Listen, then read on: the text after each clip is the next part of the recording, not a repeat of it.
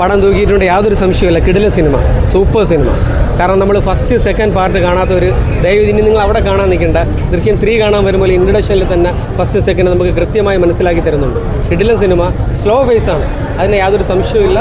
സ്ലോവിലാണ് പടം പോകുന്നത്. പക്ഷേ സ്ലോവിലാണ് പോകുന്നതെങ്കിലും എവിടെയൊക്കെയാണ് ഇതിൻ്റെ ട്വിസ്റ്റ് കൊണ്ടുവരേണ്ടത് കൃത്യമായി കൊണ്ടുവന്നിട്ടുണ്ട്. ആ സഹദേവത്തിൻ്റെ കഥാപാത്രം ഒരു രക്ഷയില്ല കേട്ടാ, പുള്ളിക്കാരൻ കിടിലായിട്ട് ചെയ്തിട്ടുണ്ട്.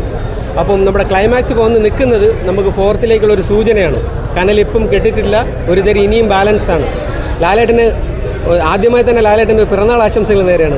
ഇത്തരത്തിലൊരു ഈ ദിവസം ആന്റണി പെരുമ്പാവൂർ ചേട്ടനും ഒപ്പം ആശീർവാദ് സിനിമാസിനും ഈ സിനിമ അദ്ദേഹത്തിന് പിറന്നാൾ സമ്മാനമായി ഈ ദിവസം തന്നെ ഇറക്കാൻ സാധിച്ചതിൽ അതിയായ സന്തോഷമുണ്ട്.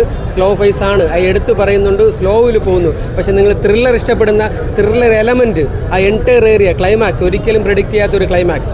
അതായത് ഒരു കുടുംബത്തെ സംരക്ഷിക്കാൻ, ഒരു മകളെ സംരക്ഷിക്കാൻ ജോർജ് കുട്ടി എന്ന കഥാപാത്രവും സംഘവും വീണ്ടും ജൈത്രയാത്ര തുടങ്ങുകയാണ്. 100 കോടിയാണോ 200 കോടിയാണോ എന്നുള്ള ചോദ്യം നമുക്ക് ബാലൻസിൽ കാത്തു സൂക്ഷിക്കാം. എന്തായാലും കിടിലൻ സിനിമ, പീക്ക് സിനിമ, പൊളി സിനിമ. എല്ലാവരും വന്ന് കാണുക, മസ്റ്റ് വാച്ച്. ഫാമിലിയായിട്ട് തന്നെ വന്നിരുന്ന് കാണുക. മകളെ സ്നേഹിക്കുന്ന അച്ഛനും അച്ഛനെ സ്നേഹിക്കുന്ന മക്കൾമാരും ഈ സിനിമ മിസ് ചെയ്യരുത് പ്ലീസ്. നമുക്ക് അടുത്തൊരു 4ാം പാർട്ടിന് വേണ്ടി കാത്തിരിക്കുകയാണ്. Thank you.